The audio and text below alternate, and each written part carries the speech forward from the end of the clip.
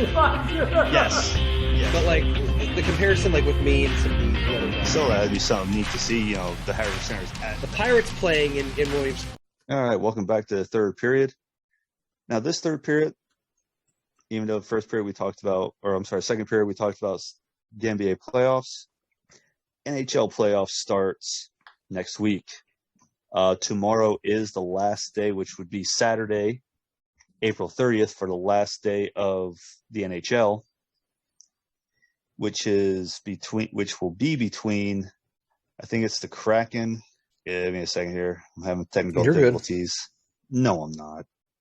While you do that, I'll vamp a little bit. I think the Kraken's ownership missed the boat and not followed suit with the Sounders and the Seahawks and having a similar color scheme. You know me, I'm a big fan on cities having teams who share the same uniform color scheme. Yeah. No, yeah, no, you are. I mean, you would think they would. But I don't know. I mean, it's just one of those things to where that you would think they would just because of trying to, like you said, keeping track with it. But no, I'm sorry. May 1st is the end of the NHL season with the Kraken and the Jets, which neither team are in the playoffs. Okay. So that game really doesn't make a difference for anything. But the reason for we're talking about the NHL playoffs is come NHL playoffs, come fun overtime games.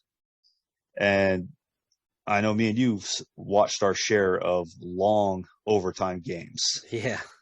As it being a well understatement on that one.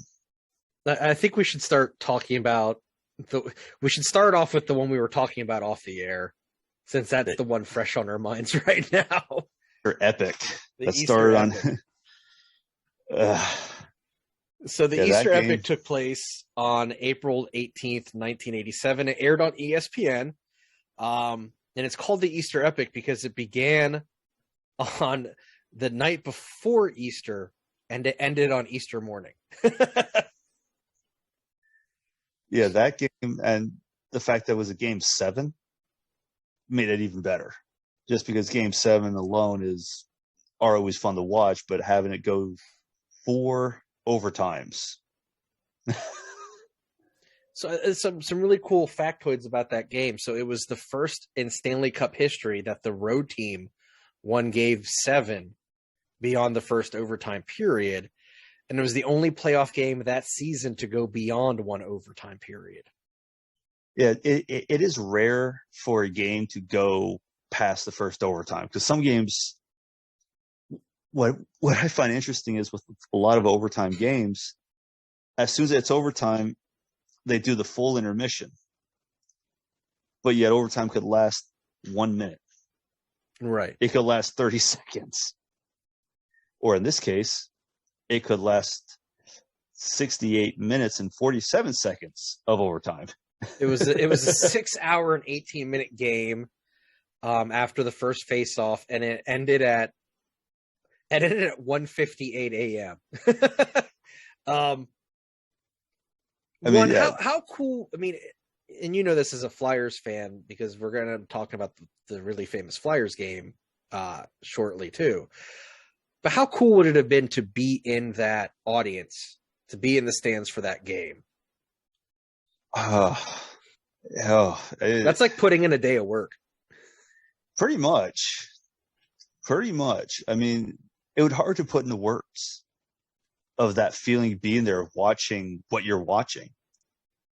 I mean, how many games have we gone to during the regular season and it went to overtime and they won in overtime? I mean, this past season with John went to overtime and they won in overtime. Just that feeling alone, being there to watch that win.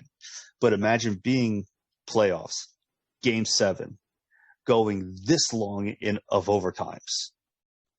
I can only imagine the fans I'd be on edge because you're going this far in and the tension, the anticipation of something happening. Because when it gets that far into overtime, in my opinion, you never expect a pretty goal. Right. You never expect a clean goal. You always expect the garbage goals. You always expect the deflections that, from far out, like sort of what happened with this Easter epic with LaFontaine winning it on a deflection. He shot it and it bounced off of an Islander. I'm sorry, but bounced off a Capital and went in. And the goalie never saw it. But you got to think everyone's as punchy as Bill Clement and Doc Emmerich were at that point. Yeah, they were exhausted. I'm referencing a clip on YouTube. I think, what is it called? Bill Clement and Mike Emmerich Go Nuts or something like that. Something along those lines, because you see Bill Clement with, like we said off air, the Rambo style tie around his head. Yeah, the tie's around his head like a headband. He doesn't. His sports jacket's off. His button-down shirt's off. He's down to his t-shirt. Doc Emmerich is still very professional. He just has the tie undone. And the collar unbuttoned. But they're so punchy. It's hilarious. Freaking Bill's impersonating John Wayne. Yeah, the clip is called Mike Emmerich and Bill Clement Get Nutty, 1987. Well worth going out of your way to watch, because it's very funny. And it's interesting to take a look at how different ESPN was in the 80s compared to now. It was not slick and well produced. Oh yeah. I mean, it's definitely interesting to how it has changed from then to now. It's but listening to them and watching them are definitely interesting, going at it with each other. So let's get on to, I know, a personal favorite of yours. Let's move on to that Flyers Penguins game. It's a marathon. I could have swore you had it on tape. I actually do. I knew you did. DVD. I have it on DVD. No, I thought you recorded it. No, I could have swore you recorded it. No, that I didn't. That I did not. But I do have it on DVD. I bought a long time ago. It's the 40th anniversary collector's edition of the Flyers box set.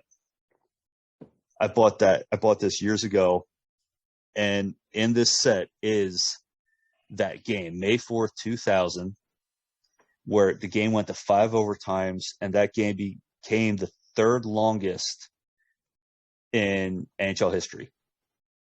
And the most recent, and it's out of those 3, it's the most recent one. Yeah, because the 2 above it is 1933, and the number 1 is 1936. Now, before we get real in depth into this game, let me ask you this question. Because the 4th longest is from 2020. It's the Blue Jackets and the Lightning. Yep. Do you think a game could, in the modern era, a game could break 1 or 2? Well, in the modern, we saw in 2020 where it went 90 minutes. So it could potentially do it. I mean, will it happen? Probably not, but it could have the potential to do it. Because if you have a game that went that long, I would say yes. Okay. I would say yes, it could. Will it? Doubtful. Because the game's a lot faster now. It's a completely different game now. Absolutely. Even just since 2000.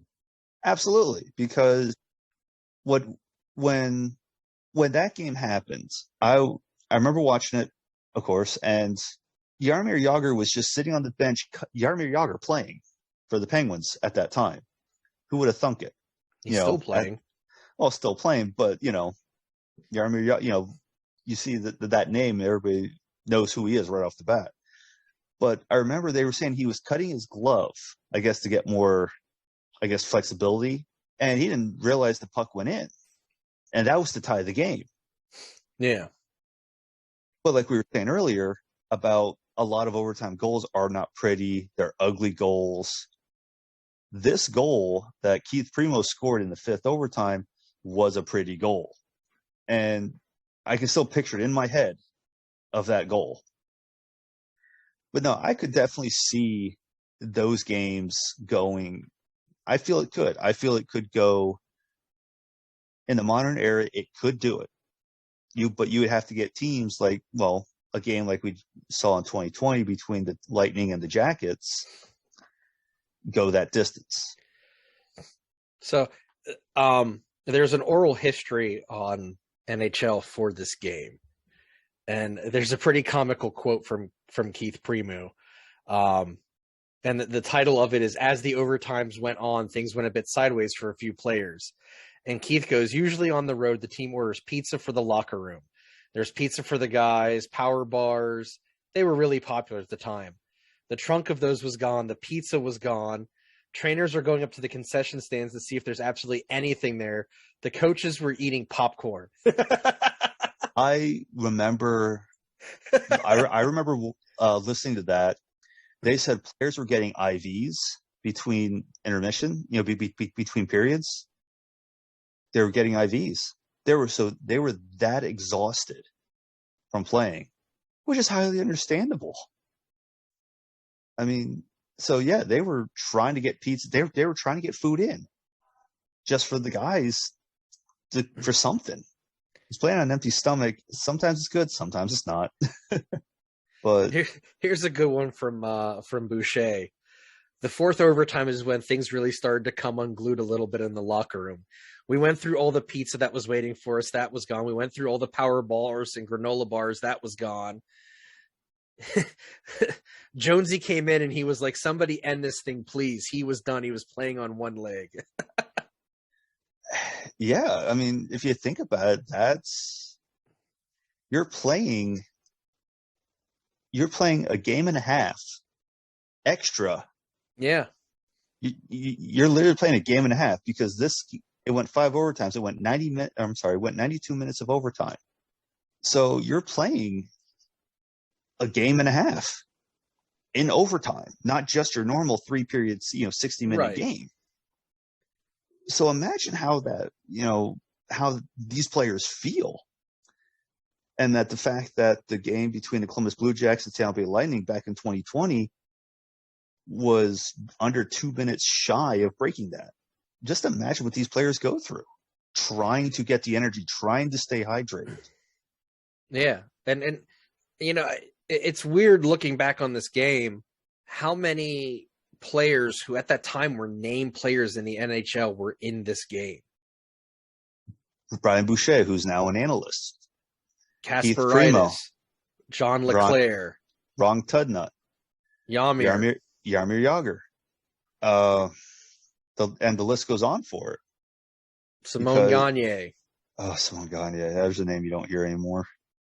But these guys at that time were the elite players in the NHL. It wasn't just they were elite players on the Penguins and the Flyers. They were the cream of the crop in the NHL at that point in time.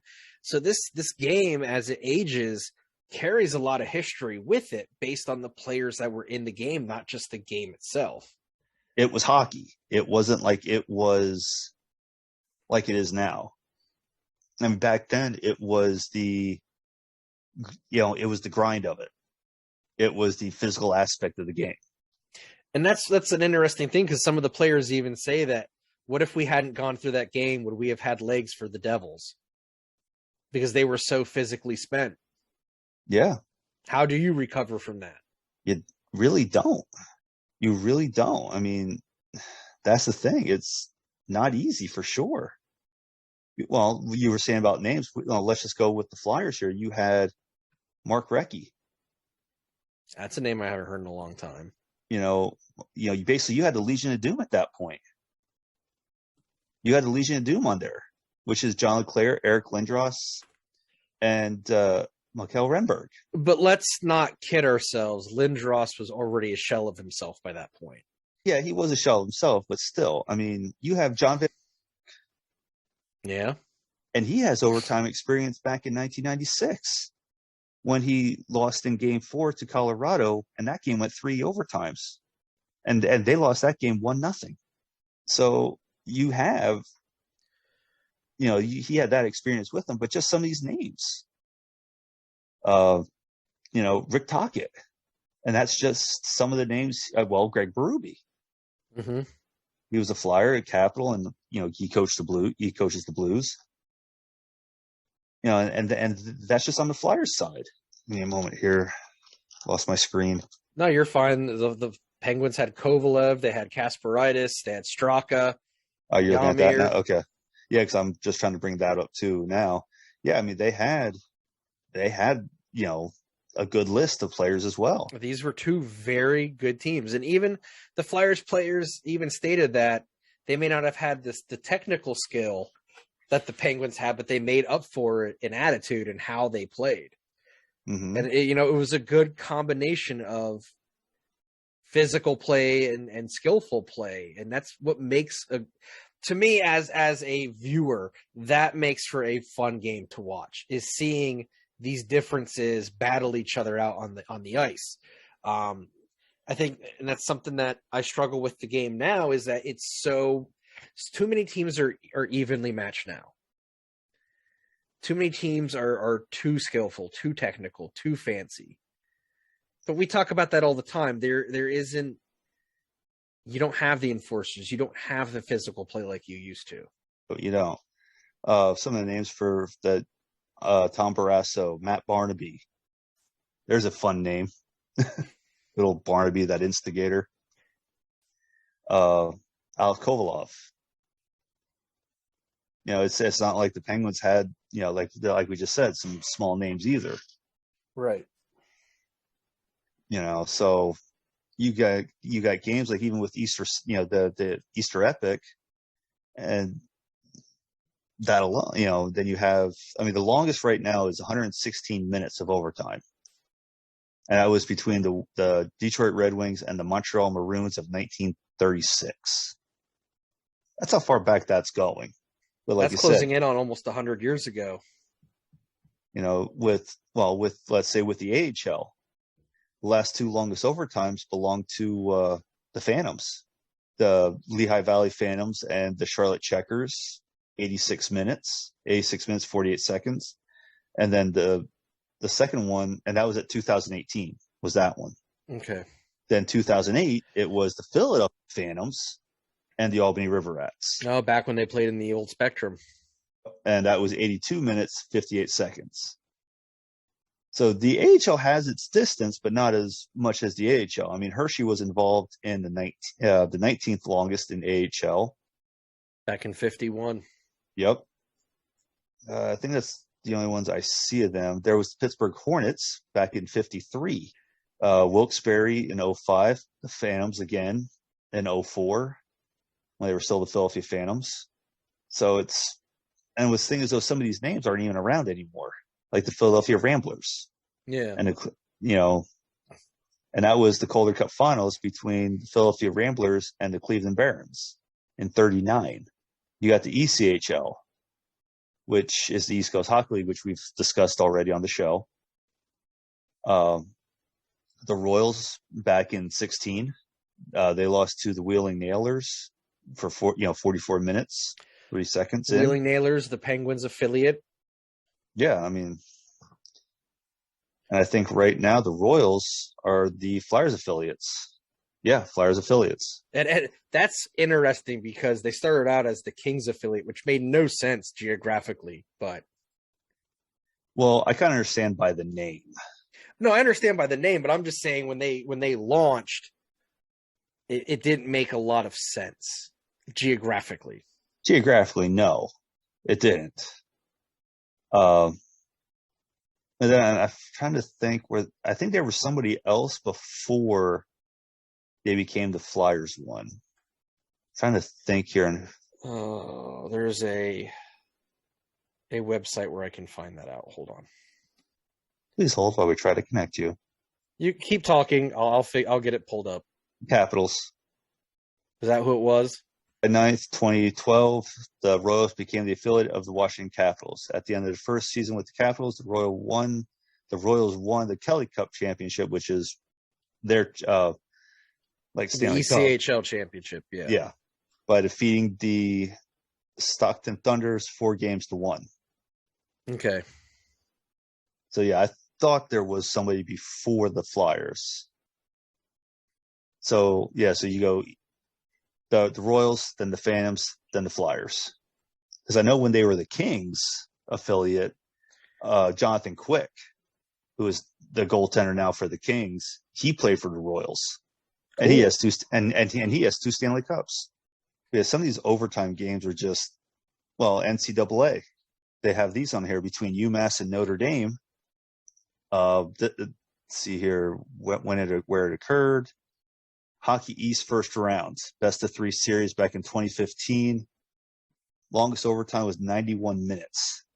Think as a college player, you're going that far of overtime. It takes a lot of heart. That's something we talked about last period, is having the heart and the drive to play like that and to grind like that, no matter what the sport is. Well, the third one for NCAA was University of Minnesota Duluth versus University of North Dakota, NCAA Midwest Regional on March 27th, 21. That game went 82 minutes of overtime. And that's the most recent one on the list. Yeah.